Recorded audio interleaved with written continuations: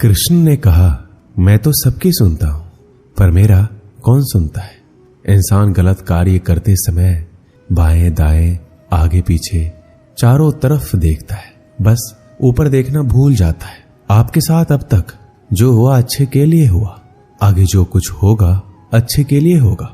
जो हो रहा है वो भी अच्छे के लिए हो रहा है, इसलिए हमेशा वर्तमान में जियो।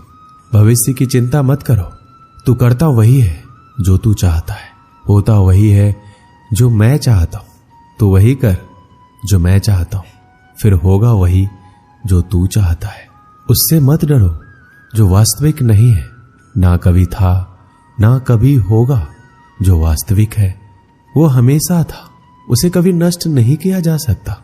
श्री कृष्ण कहते हैं, जिस व्यक्ति को आपकी कद्र नहीं, उसके साथ खड़े रहने से अच्छा है आप अकेले रहे।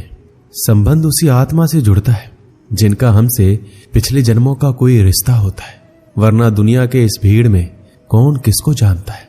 कृष्ण ने राधा से पूछा, एक ऐसी जगह बताओ जहां मैं नहीं हूं।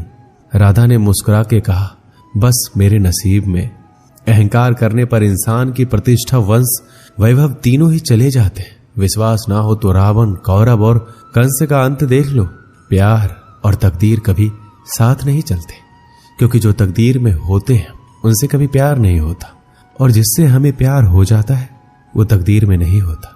मनुष्य को जीवन में श्रेष्ठ बनने का प्रयास अवश्य करना चाहिए, परंतु जीवन में हमेशा उत्तम ही रहना चाहिए। जैसे प्राणी अपने पुराने कपड़ों को उतार कर फेंक देता है, नए को धारण कर लेता है, उसी प्रकार यह आत्मा पुराने शरीर से त्याग करके नया शरीर प्राप्त करती है।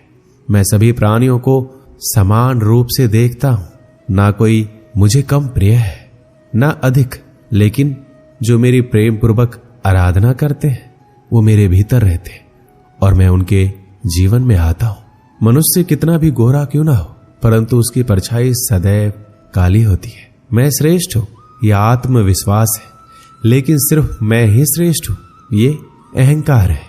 राधा ने श्री कृष्ण से पूछा, प्यार का असली मतलब क्या होता है। श्री कृष्ण ने हंसकर कहा, जहां मतलब होता है वहां प्यार ही कहां होता है। मेरे भी कई जन्म हो चुके हैं, तुम्हारे भी कई जन्म हो चुके हैं। ना तो ये मेरा आखिरी जन्म है और ना यह तुम्हारा आखिरी जन्म है।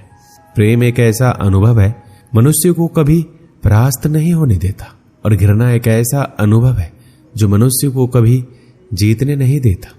यदि प्रेम का मतलब सिर्फ पा लेना होता तो हर हृदय में राधा कृष्ण का नाम नहीं होता। अच्छी किस्मत के लोग थोड़ा भी बुरा होने पर भगवान को कोसते हैं, और बुरी किस्मत के लोग थोड़ा भी अच्छा होने पर भगवान का स्मरण और धन्यवाद करते हैं।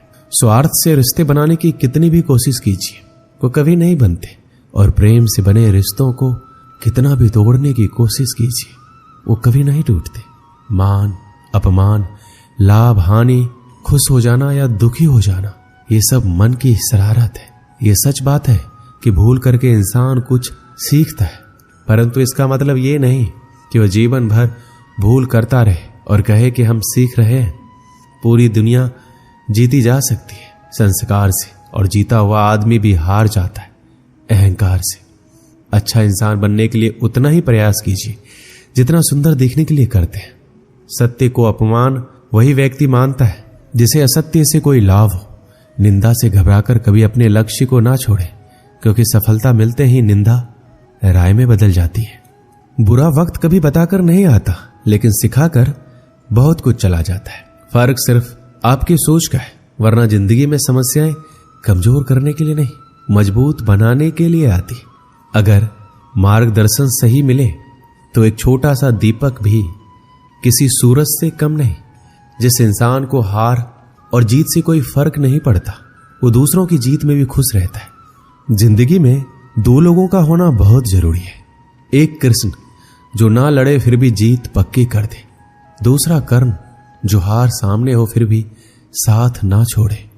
अच्छे लोगों की कृष्ण परीक्षा बहुत लेता है, परंतु साथ नहीं छोड़ता, और बुरे लोगों को कृष्ण बहुत कुछ देता है, परंतु साथ नहीं देता।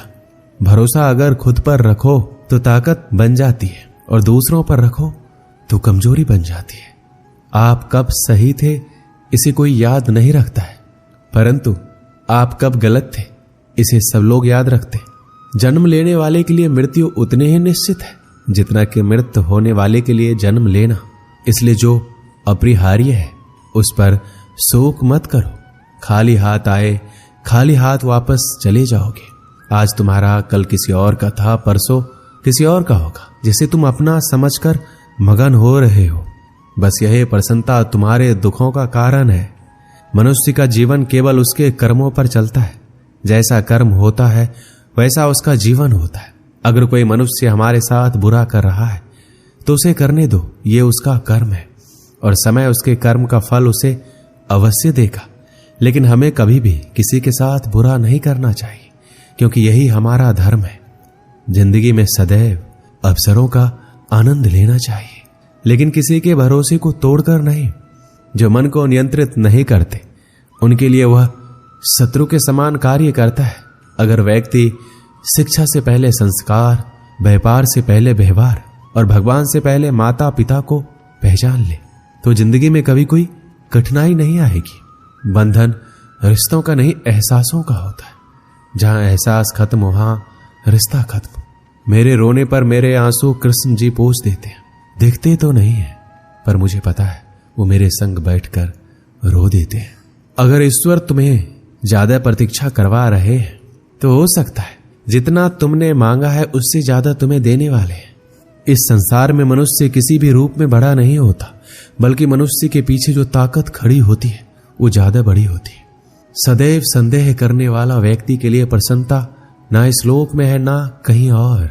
अगर आप जीवन में असफल होते हैं तो आपको दोबारा प्रयास करने में कभी नहीं घबराना चाहिए, क्योंकि जब आप दोबारा प्रयास करते हैं तो आपकी शुरुआत सुनने से नहीं बल्कि आपके अनुभव से होती है।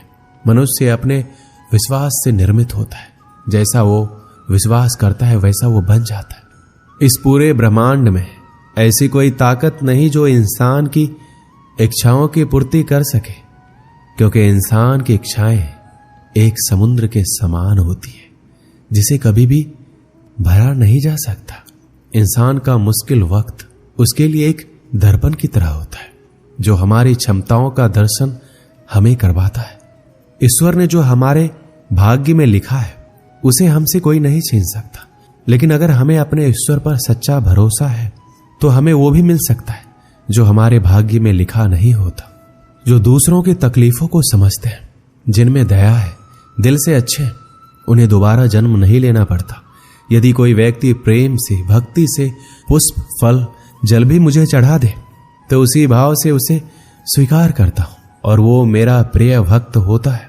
जीवन में आधे दुख इस कारण जन्म लेते हैं क्योंकि हमारी आशाएं बड़ी होती है। इन आशाओं का त्याग करके देखो, जीवन में सुख ही सुख है।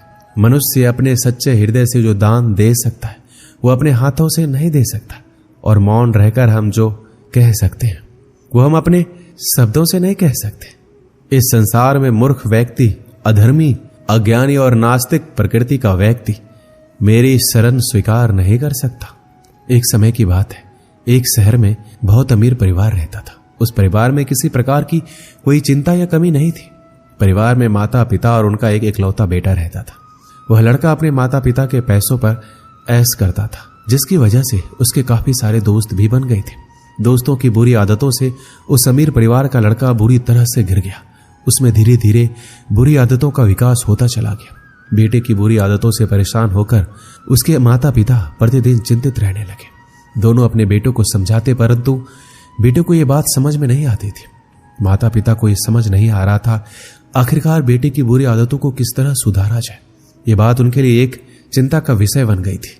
बेटे की बुरी आदतों से परेशान होकर उसके पिता ने उसे एक सबक के जरिए संगति के असर के फायदे और नुकसान के बारे में सिखाना चाहा। एक दिन लड़के के पिता लड़के को अपने साथ बाजार ले गए। पिता ने बाजार से कुछ संतरे खरीदे। उसके पिता ने साफ संतरों में एक सड़ा हुआ संतरा भी खरीद लिया।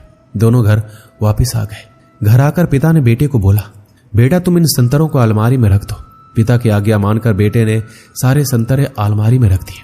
कुछ दिन बाद पिता ने बेटे को फिर से बुलाया और बोला, बेटा जो संतरे तुमने अलमारी में रखे थे उनको बाहर निकाल कर ले आओ।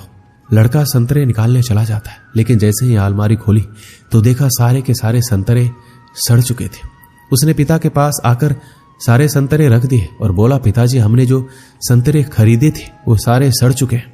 बेटे की बात सुनकर पिता ने बेटे को समझाया और बोला, देखा बेटा, जो हमने संतरे खरीदे थे उनमें से एक सड़ा हुआ संतरा भी खरीद लिया था, जिनकी वजह से बाकी के सारे संतरे भी सड़ गए। यही बात मैं तुम्हें कहना चाहता हूं, यदि तुम बुरे दोस्तों की संगति में रहते हो तो तुम्हारी सोच और आदतें भी वैसी ही हो जाएगी, फिर चाहकर भी तुम अच्छे इंसान नहीं बन सकते। पिता की बात सुनकर लड़के को अपनी गलती का एहसास हुआ।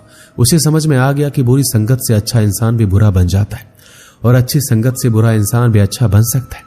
लड़के ने अपने माता पिता से माफी मांगी और गलत संगत छोड़ने का वचन दिया। यदि आप किसी श्रेष्ठ व्यक्ति की संगत में आते हो तो उसके शुभ विचार, उसके गुण, उसका स्वभाव आप में आ जाता है और आप श्रेष्ठ बन जाते हो। यदि आप किसी बुरे व्यक्ति की संगत में आते हो तो आपके ये शुभ विचार, आपके अच्छे गुण आपसे छीन लेगा और आपको ज्ञात भी नहीं होगा। ये संगति बहुत महत्वपूर्ण है और ये संगति ही आपका नियति निर्धारित करती है।